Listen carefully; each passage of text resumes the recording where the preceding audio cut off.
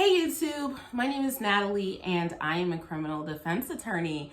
I got this video suggestion from one of my subscribers, and it's not really highly requested, but I think it's a very interesting topic and I think that I can cover it quite briefly.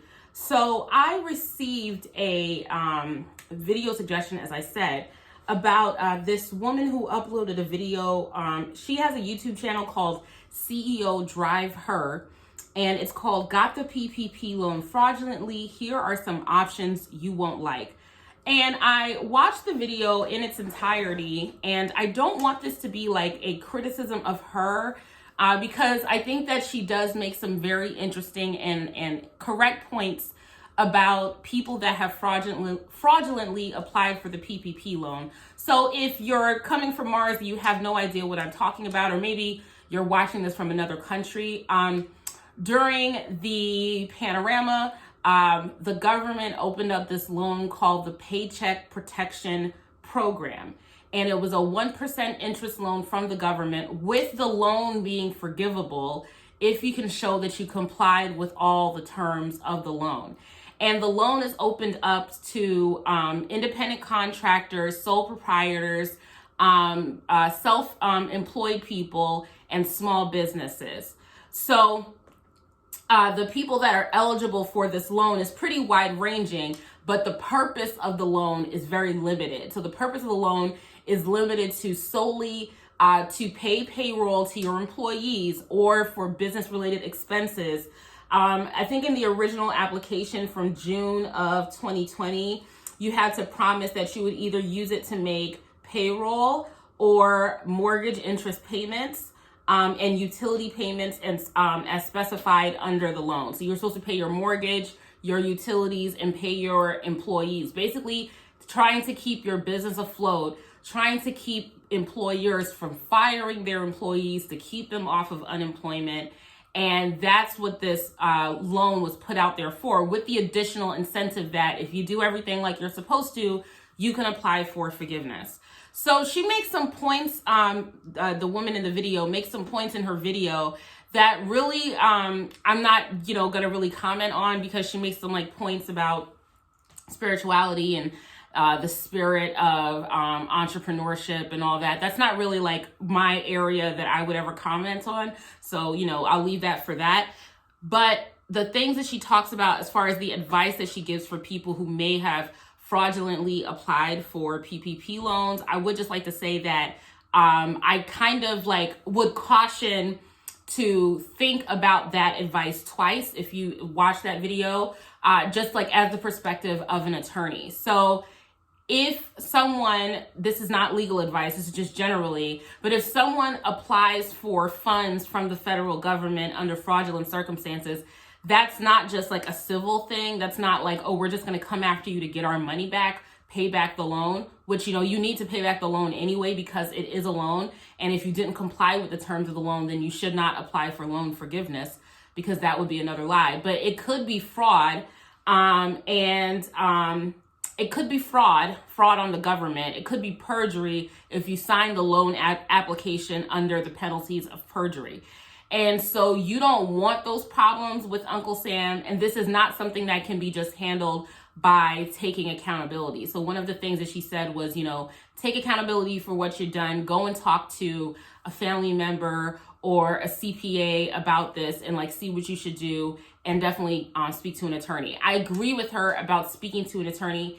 Please do speak to an attorney. Do that right away. Pay for a consultation, because you likely will need to pay for a consultation in that case. That's definitely what you want to do. You don't want to, leave it to, trying to figure it out or maneuvering it yourself.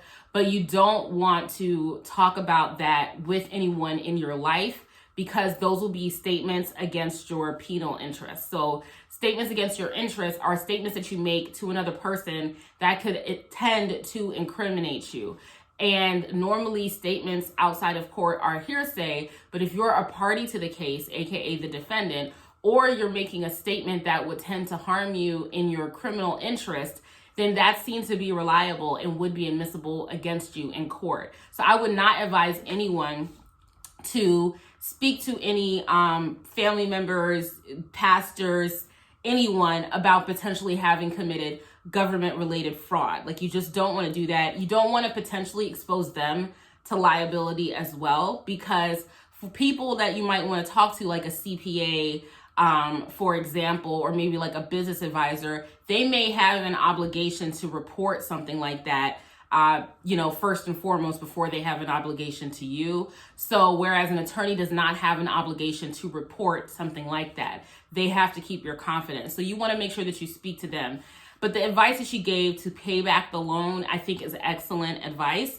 And again, it's not that, you're a sole proprietor or you're self-employed, you shouldn't have applied for it. That's not the issue, because it states on the loan application that sole proprietors, self-employed people, independent contractors, basically people that pay themselves in order to work, like they go out, they work, and they've been filing taxes since February of 2020 as, working for themselves for that period of time. All of those people are eligible, but the issue was the people that might have been eligible because they were sole proprietors or eligible because they were self-employed, turning around and spending that money on things that were not intended for the PPP loan. And then there is also the additional issue of eligibility. So some people had issues because they were not eligible and they lied. So they were not paying taxes on their own business since February of 2020. Maybe they pretended like they had a business. They lied as though they had a business. They used someone else's information to make it seem like they were operating that business when they weren't. All of that stuff is fraud. The government is coming for all of their money.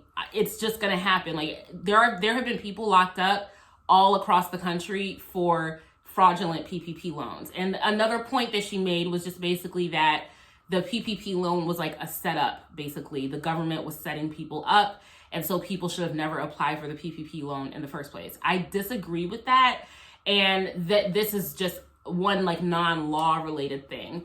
If you run a valid business, like my husband is a business owner, right? If you run a valid business and you have employees to pay, you have bills to pay in order to keep up the operation of your business and to keep your employees from going on unemployment, you definitely should have applied for the PPP loan. The government was not setting you up, right? The government doesn't want to waste resources prosecuting people. That actually costs money, prosecuting people for crimes, right? And then if they can't afford an attorney, the government has to pay for that person to get an attorney. All of that stuff is an additional cost that nobody really wants to expend, especially with everything that's going on right now with like trying to rebuild the economy and everything. So that's not what the goal from the government was. And it's definitely not like a partisan thing either, because obviously the PPP loan was given out under the Trump administration and continued under the Biden administration. It's going to expire. I think it already has expired. Hold on. I think they stopped taking applications for the PPP loan in May of 2021. We're almost in June. May 31st, so end of this month, you can no longer apply for a PPP loan. The purpose of the PPP loan was not to entrap people. You can't entrap someone from doing something they were already going to do. Some people just like to commit fraud. Like, there are people that are out there that no matter what, they're going to take advantage of the system. Whatever system is out there to help people, they're going to take advantage of it, right? So it's not like the government shouldn't offer support to its citizens during a crisis just because there are people that will potentially take advantage of it. And you shouldn't scare people who are otherwise qualified and just need to know the best way to go about, using the loan. You shouldn't scare them from applying for something that will help their business in the future. Trust and believe that there are small businesses out there that apply for SBA loans all the time. And first-time home buyers that apply for first-time home buyer loans. There's a smaller percentage of people that will defraud the system, that they already own a home. Like, maybe they have their grandmother's house that they inherited, and now they are applying for the FHA loan when they really shouldn't be. That type of stuff is going to happen no matter what. It doesn't mean that the government is setting anyone up. It just means that people will commit fraud across the globe. It's not just America, it's anywhere. If you give people an opportunity to commit fraud, they will do it. But I don't think that there's any widespread governmental conspiracy in place to try to entice people into committing crimes. Just like, don't commit the crimes and then the conspiracy wouldn't exist, right?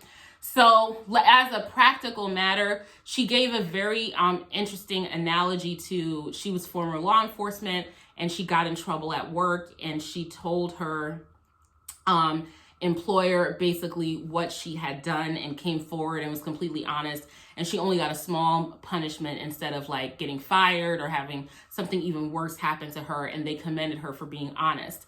And while honesty is yes the best policy, we're not talking about an HR issue or an employment issue. This is a legal issue. This has to do with a crime in which you could potentially go to prison, federal prison at that, with massive money, consequences, fines, court costs, things like that. You don't want something like that on your record for the rest of your life. So you really need to act accordingly and be very, very careful. Of course, do not apply for government money without having all the different, do not fraudulently apply for government money is basically what I'm trying to say. Don't do that, and you should be fine. But also, if someone finds themselves, a potential hypothetical person finds themselves in a situation where they're doubting whether or not they should have applied for the loan, or they're doubting whether or not they use the loan appropriately, they need to contact an attorney ASAP. And which she did advise, and that's good advice. And they need to pay back that loan ASAP. Pay it back right away. Because either way, you're gonna have to pay it back. You cannot apply for forgiveness if you did not meet all of the different requirements that were put forth by the government. So I just thought that was like an interesting, quick little thing. I hope that you guys find that to be interesting. Let me know what you think in the comment section down below, and I'll talk to you later. Bye.